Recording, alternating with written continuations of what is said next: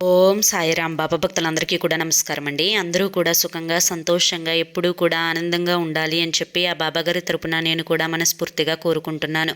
ఈరోజు బాబాగారు అందించే సందేశం ఏంటి అంటే కనుక, తల్లి, ప్రతిరోజు రాత్రి ఇదే తంతు. ఇతను నీ వాట్సాప్ డీపీ చూస్తూ ఉన్నాడు, పదే పదే చూస్తూ ఉన్నాడు.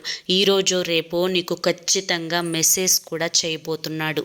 ఎవరతను, ఎందుకు చూస్తున్నాడు, ఇదంతా కూడా నువ్వు పూర్తిగా తెలుసుకోవాలి అంటే వీడియోని చివరి వరకు చూస్తేనే తెలుస్తుంది. వీడియోలోకి వెళ్లే ముందు చాలామంది కూడా చెప్పుకోలేనటువంటి సమస్యలతోటి సతమతమైపోతూ వాటిని ఎలా తీర్చుకోవాలో తెలియక ఇబ్బంది పడిపోతూ ఉంటున్నారు. అటువంటి వారి కోసం శ్రీ షిరిడి సాయిబాబా ఆశీస్సులతో జ్యోతిష్యం చెప్పబడును గురూజీ శివరామరాజు గారు. Phone number 9959422552. మీరు ఇప్పటి వరకు ఎన్నో చోట్ల జ్యోతిష్యం చెప్పించుకొని మీరు ఆశించిన మార్పులు మీ జీవితాల్లో జరగలేదని చెప్పి బాధపడి ఉంటారు. కానీ ఇక్కడ అసలు అలా జరగదండి.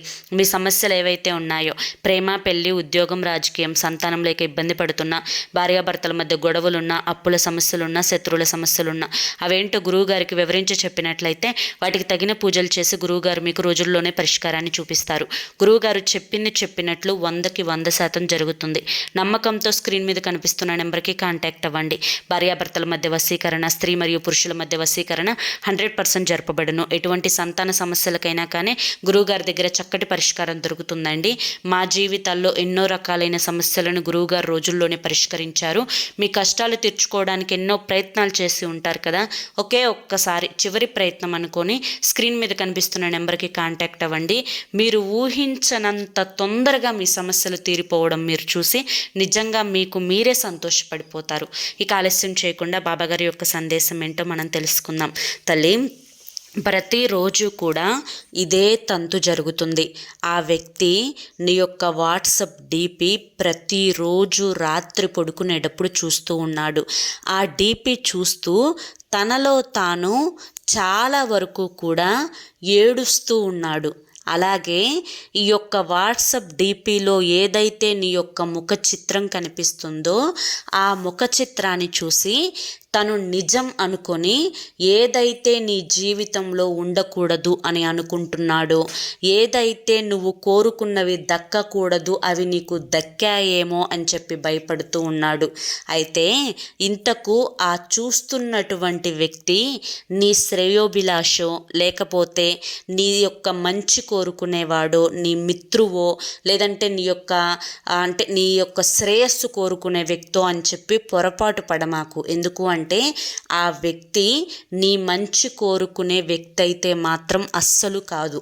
నీ యొక్క ముఖ చిత్రాన్ని చూసి నువ్వు చాలా అందంగా ఉంటావు అని చెప్పి, నీ నవ్వును చూసి నువ్వు జీవితంలో ఇలా ఎప్పుడూ సంతోషంగా ఉండకూడదు అని చెప్పి, అలాగే నీ యొక్క ప్రవర్తన, నువ్వు ఎప్పుడు వాట్సాప్లోకి వస్తున్నావు, నువ్వు ఏ స్టేటస్ పెడుతున్నావు, ఆ స్టేటస్ అనేది ఎవరిని ఉద్దేశించి పెడుతున్నావు, ప్రతీది కూడా అతను గమనిస్తూనే ఉన్నాడు. ఈ విధంగా గమనించడం వల్ల నాకు వచ్చే నష్టం ఏంటి బాబా అని చెప్పి నువ్వు నన్ను అడగవచ్చు. అయితే ఆ నష్టం ఏంటి అనేది చెప్తాను, జాగ్రత్తగా విను.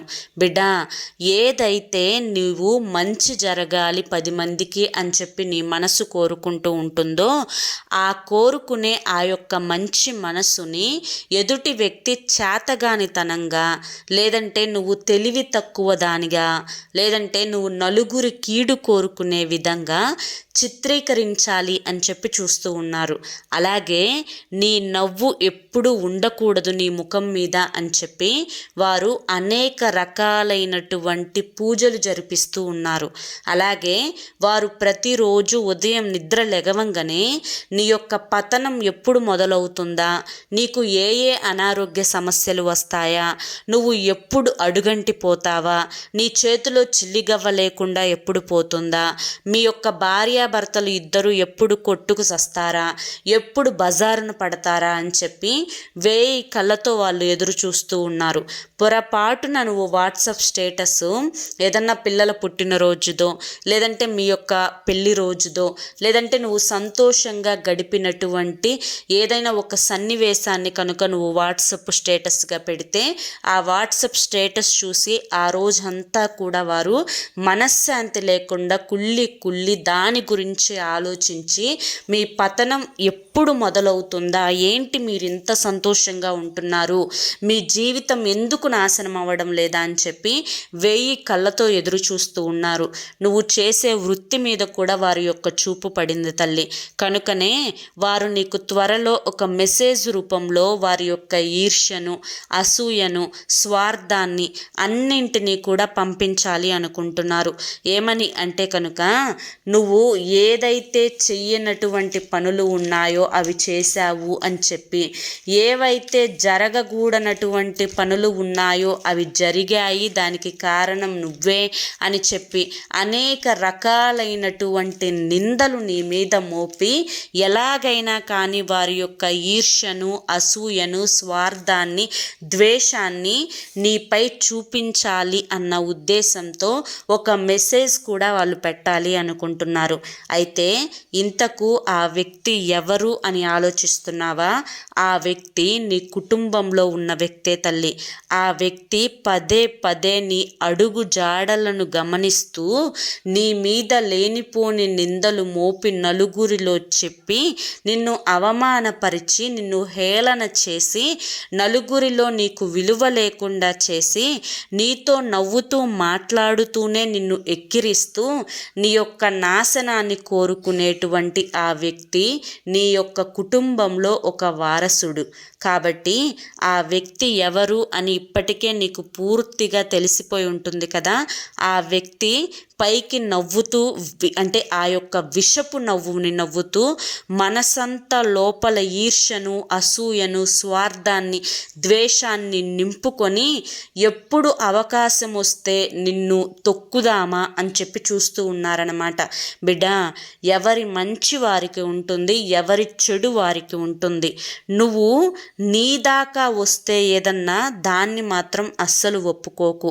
కానీ చుట్టూతా ఏది జరిగినా, నీకు ఏది ఇంత నష్టం జరగనప్పుడు నువ్వు నోరెత్తవద్దు. ఎవరి కర్మ ఏదైతే ఉంటుందో ఆ కర్మ ఖచ్చితంగా వారిని శిక్షిస్తుంది. ఈ రోజున మంచి కర్మ చేస్తే మంచి జరుగుతుంది. ఈరోజు చెడు కర్మ చేస్తే రేపు ఏదో ఒక రూపంలో ఆ చెడు కర్మ వారిని వెంటాడి వేధించి చిత్రహింసలు చేస్తుంది. ఈ రోజున అంతా బాగానే ఉంది, నాకేముంది అని చెప్పి వారు అనుకోవచ్చు.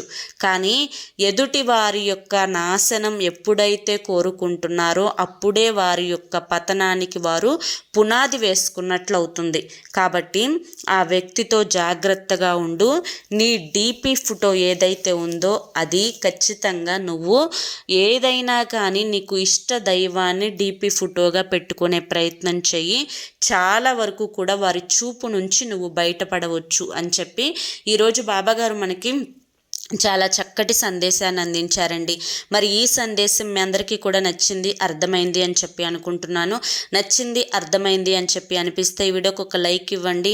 అలాగే కింద కామెంట్ సెక్షన్లో ఓం సాయిరామ్ అని చెప్పి టైప్ చేయండి. మొదటిసారి మన ఛానల్లోకి వస్తే సబ్స్క్రైబ్ చేసుకుని సపోర్ట్ చేయండి. రేపు మరొక మంచి వీడియోతోటి మళ్ళీ కలుసుకుందాం. అంతవరకు కూడా బాబాగారి యొక్క ఆశీస్సులు మీ మీద, మీ కుటుంబ సభ్యుల మీద ఎల్లకాలం ఉండాలి అని చెప్పి మనస్ఫూర్తిగా కోరుకుంటున్నాను. అలాగే మీకు ఎటువంటి సమస్యలు ఉన్నా కానీ ఈ స్క్రీన్ మీద కనిపిస్తున్నటువంటి గురువు గారి నెంబర్కి కాంటాక్ట్ అవ్వటం మాత్రం అస్సలు మర్చిపోవద్దు. ఓం సాయిరామ్.